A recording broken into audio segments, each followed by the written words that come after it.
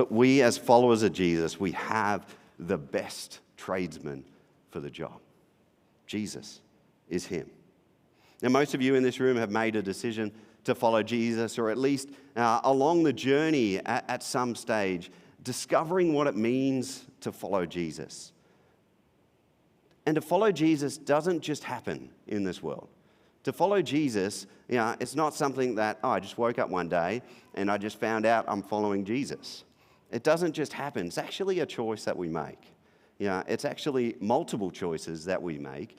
And even as continual followers of Jesus, it's the continual choices and decisions that we make that actually make us more like Jesus.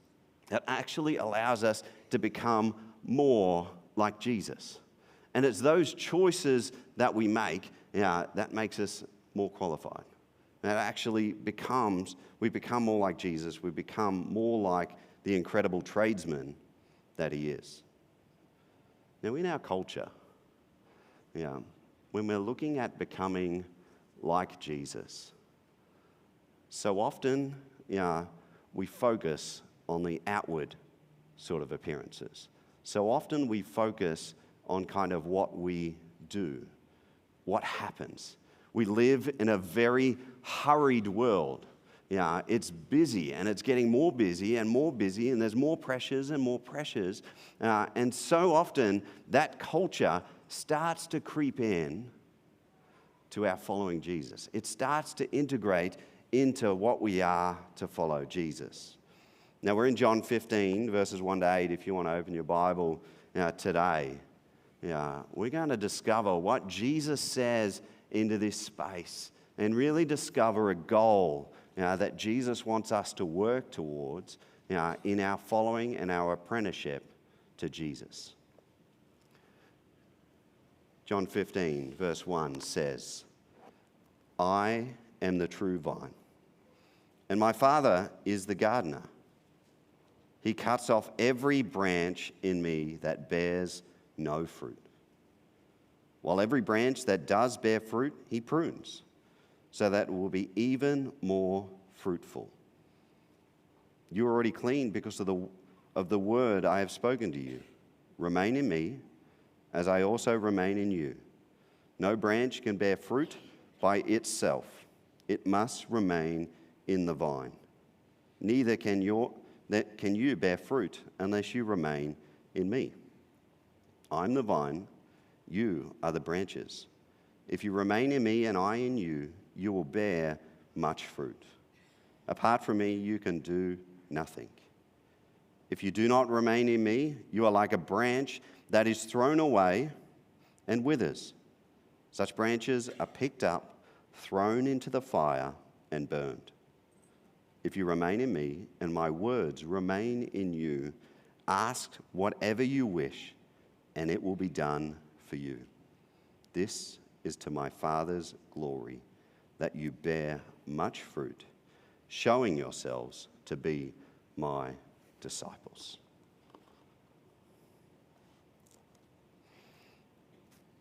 The continual word that comes out of that constantly, he says it multiple times, is this idea of remaining in Jesus.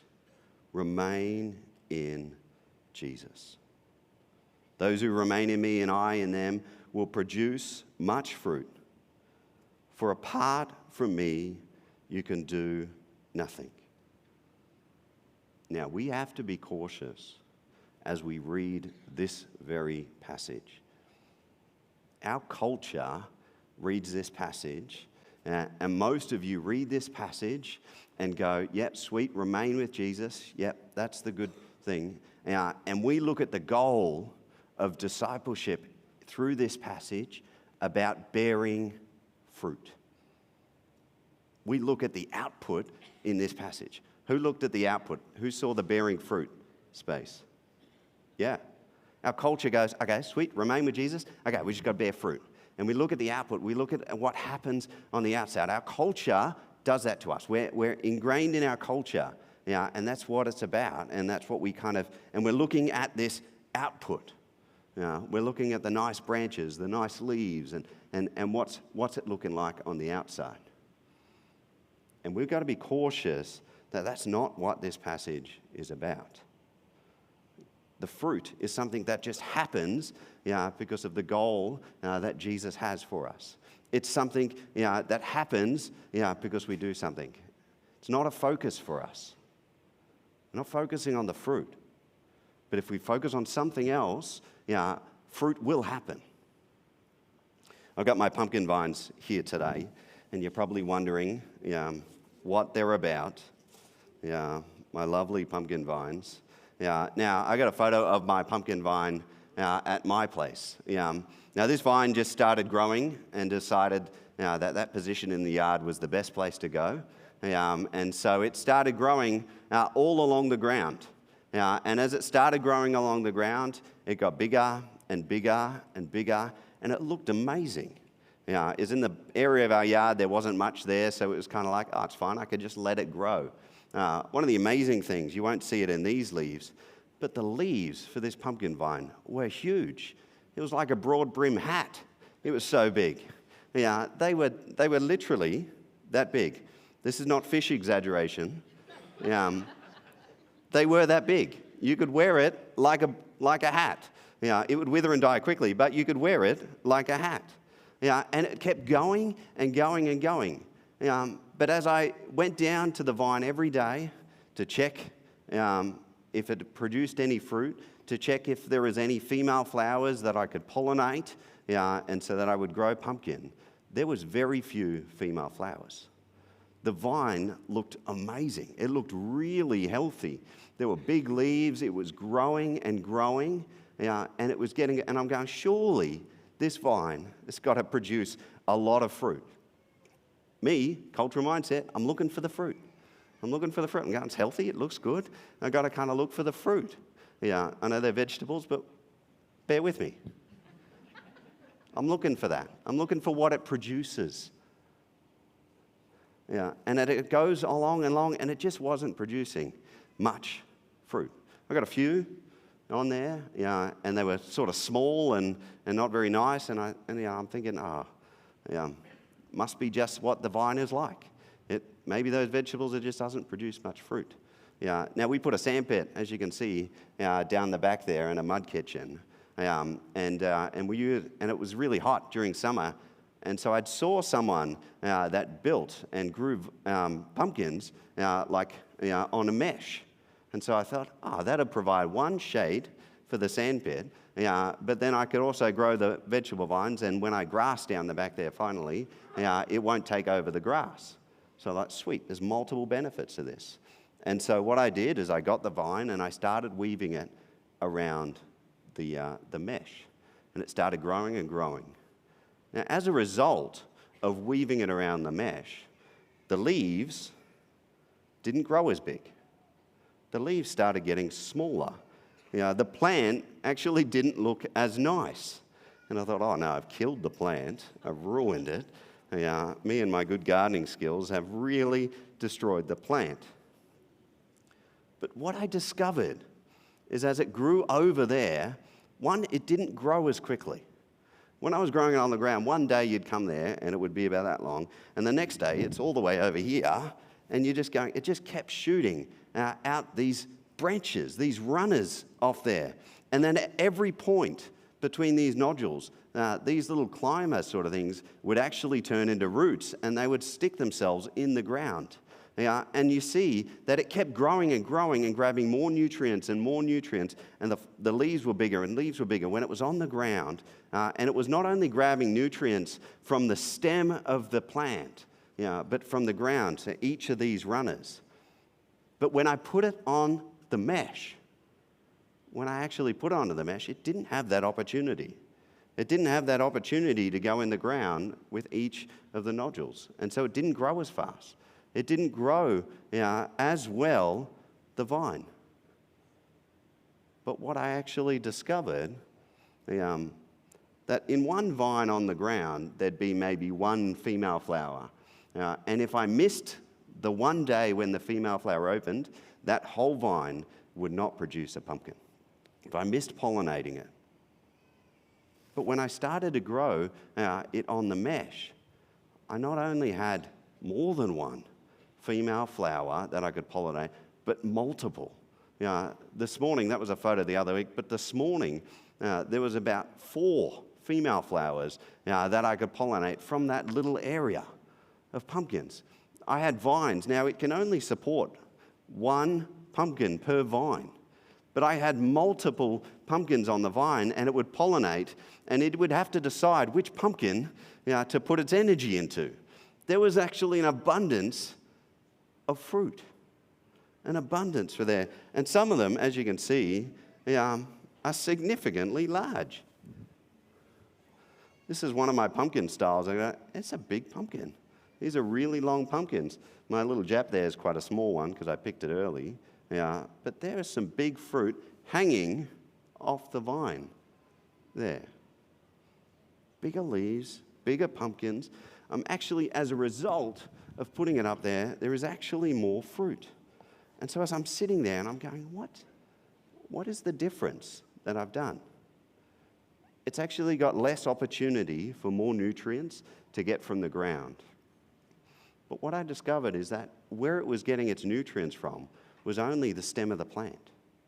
It was gaining its nutrients from the stem of the plant, and it had space and air around it to grow. And so as I was thinking about that and preparing this week, I'm going, is there something in that? That Jesus often used parables and stories, farming metaphors like this, to help his disciples understand what it means to follow Jesus, what it means to be a disciple. We can teach you practices and disciplines and that sort of thing, but unless you discover what it means to be a disciple, so do something simple and practical, it's actually difficult to follow Jesus. You see, we read this passage. Our Western mindset focuses on the fruit there, but we all know, as we read the passage and as we discover it, as clearly Jesus says multiple times, that the goal in this passage is to remain in him. The goal of this passage is to remain in Jesus. We see that. Remain in me, and I in you, and you will bear much fruit. This is the goal. Most of us will understand the goal, but we actually don't know how to get to the goal. We actually don't know how to achieve the goal.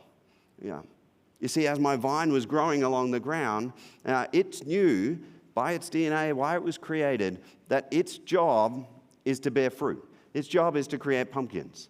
But it kept growing along the ground and growing along the ground, and it was getting amazingly big leaves, but it was just getting longer and longer and longer, and it wasn't actually bearing any fruit.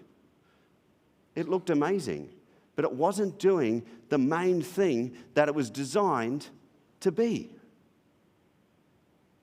Something needed to change for it to actually bear much fruit. You see, when it comes to following Jesus, when we look at this goal, it actually isn't, as we in our Western mindset look for, it actually isn't about having a focus on what we achieve, having a focus on what we produce. That is not the focus of following Jesus. If we have that as our goal and have that as our practice, we actually miss what Jesus can do in us.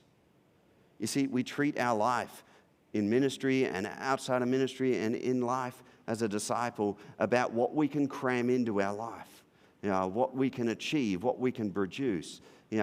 We actually define success in our life about those things, which is actually a good thing. But our focus is on those things. Our focus is where we get it wrong. You see, Jesus says, remain in me and you will bear much fruit. The fruit is a good success. Fruit is good. However, our mindset goes, okay, if we're going to bear much fruit, we need to focus on the fruit. Here, the focus is different. The focus is not on the fruit. The focus is on Jesus.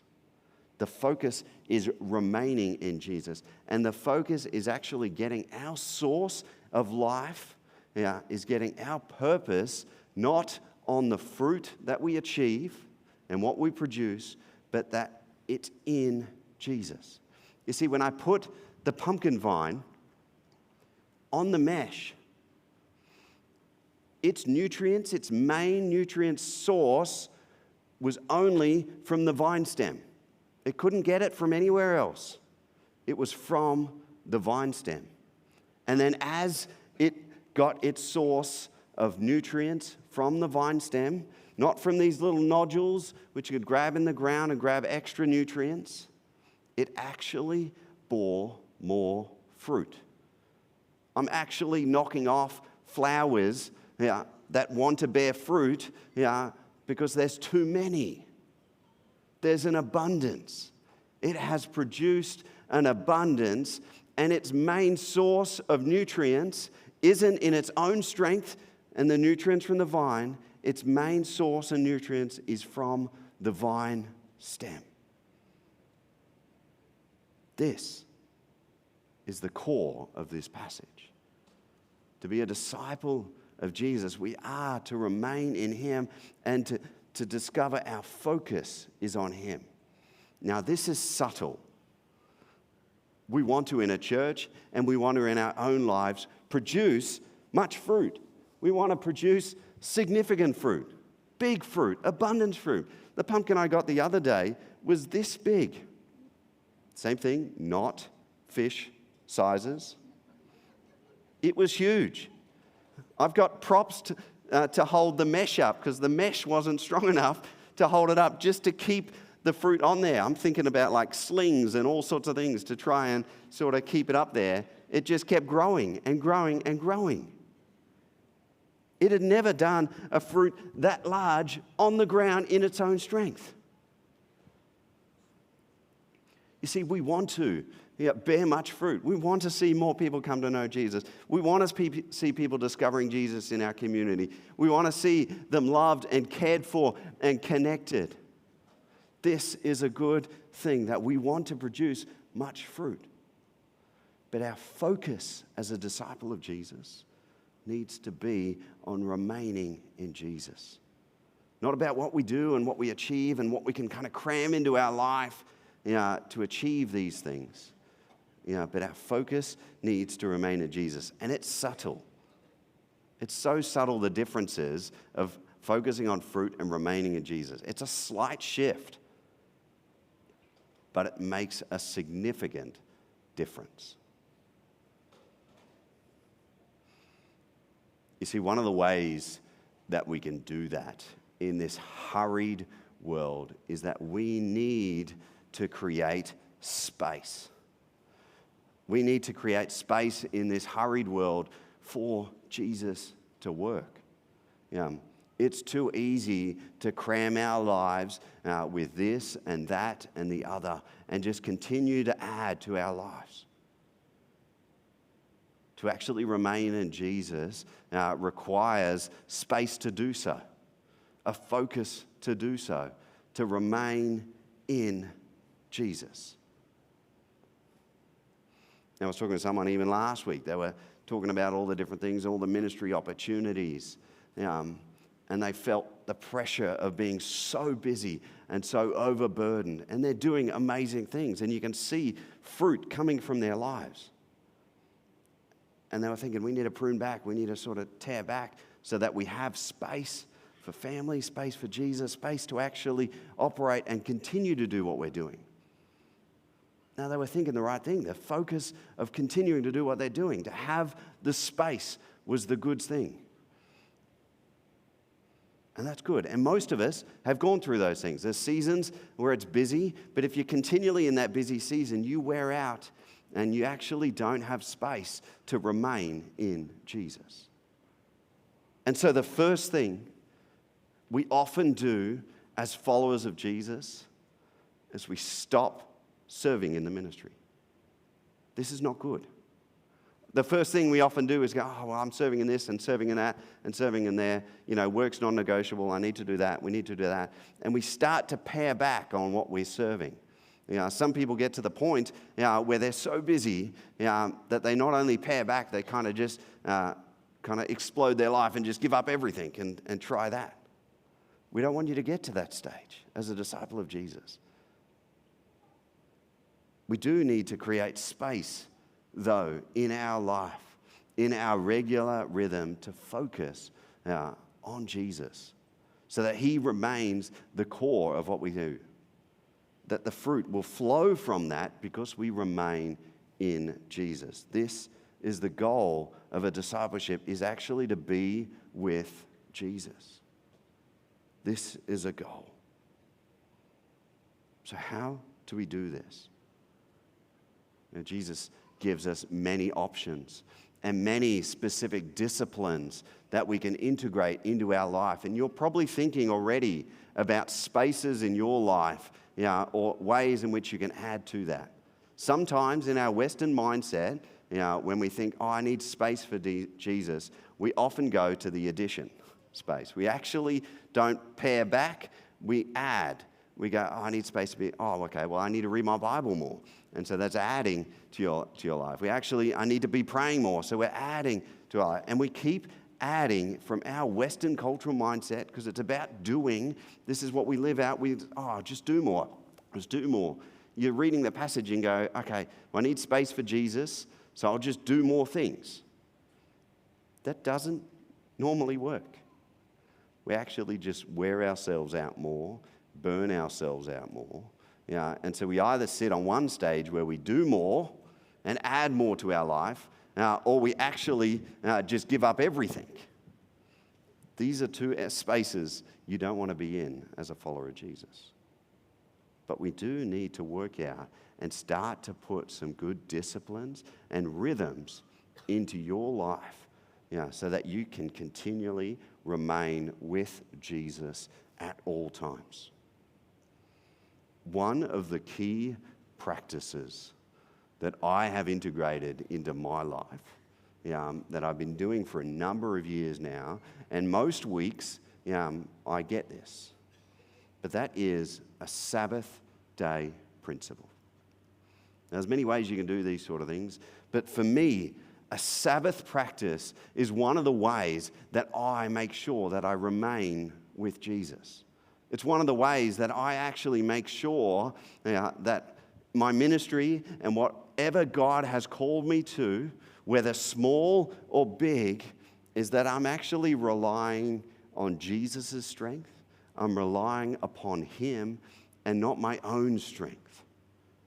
You see, when we do things and when we do more things, we often end up in a space where we're relying on our own strength.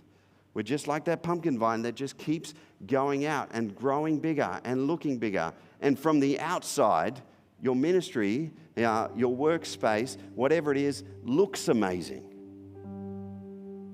But you're actually not producing much fruit. And so for me, my Sabbath day is one of the ways which I rest, restore, and actually sit in a space where I go, it's actually not all about me. 7 days a week, we can keep doing stuff in our culture, doing what God has called us to. But even when God created the world,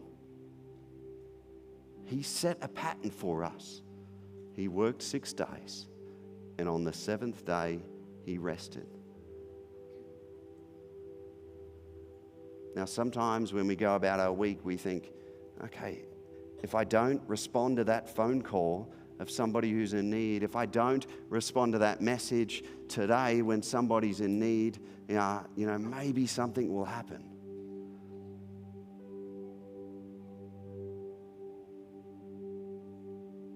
Maybe if God worked on the 7th day, Adam and Eve wouldn't have sinned.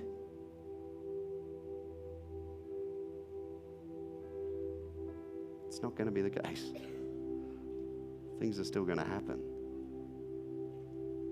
You see, I love the space where you actually, to rely upon Jesus, you've got to teach others as well to rely upon Jesus. Now, if you message me on my Sabbath day, which is generally a Saturday, is what I practice at the moment, but I change it around, I won't respond to you. I won't call you back.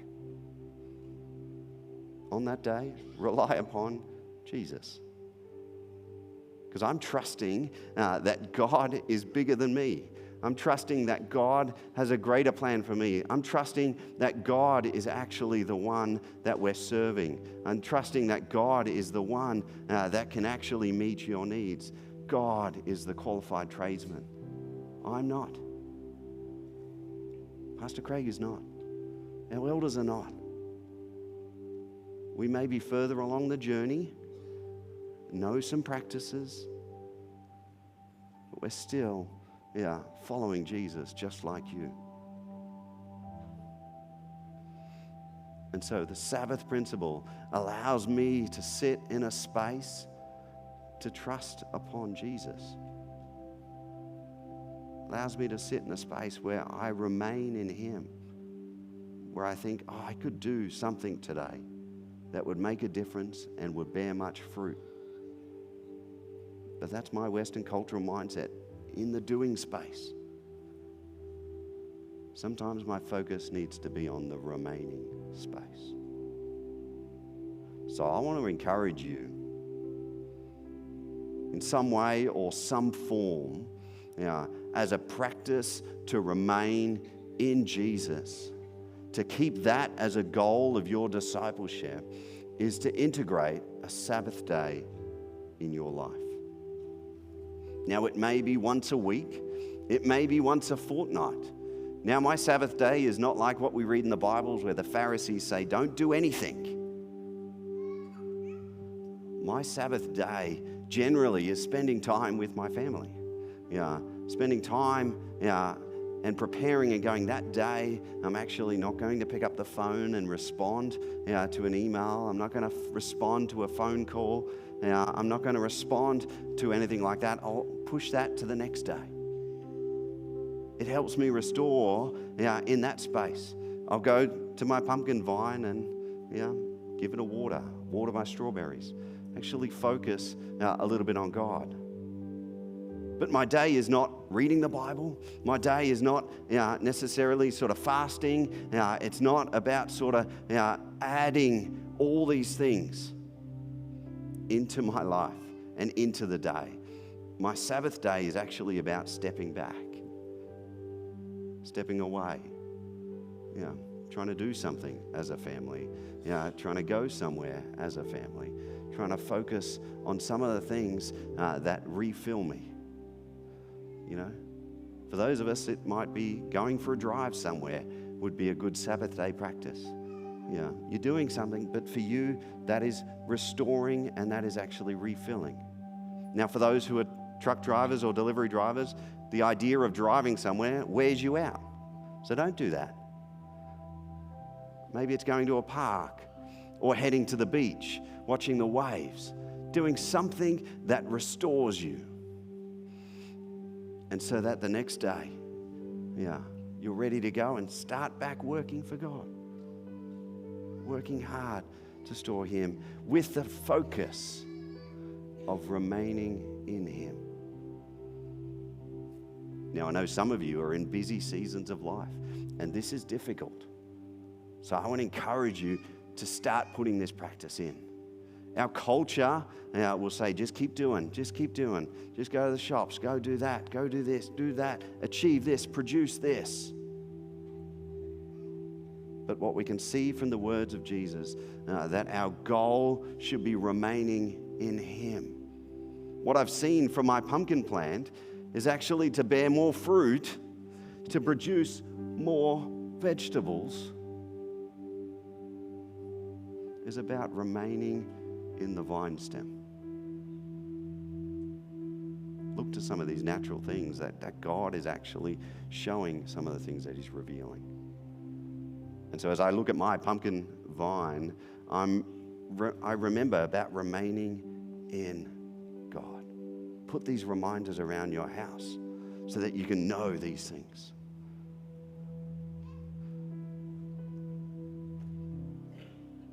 And put some of these practices. I'm so encouraged by this series that we're going through. This series of practicing the way, it's a little bit different. There's some weird practices, that kind of an interesting mindset. Yeah. But as Western Christians, sometimes we need to be shaken up a little bit. Sometimes we need to actually step out of that mindset that we're so culturally indoctrinated from, to actually discover who Jesus is in that. To actually instill and put some different practices in our life so that we can more effectively follow Jesus as a disciple of him. Let me pray. Lord Jesus, we actually thank you that it's not all about us. We thank you that you didn't say in this passage, it's all about producing fruit. Go and do more things. We thank you that the goal is to remain in you. So Lord, create the space for us. But we know that some of us here, we just don't have the space. It feels like nothing we can do. There's nothing we can give up to create the space. But Lord, I pray today that out of your amazing power, through the Holy Spirit, Lord, you would show us and reveal to us the space that we can give to you. How we can create unhurried space. Lord, show us how we can put a Sabbath principle into our life. And remind us of the difference that makes as well.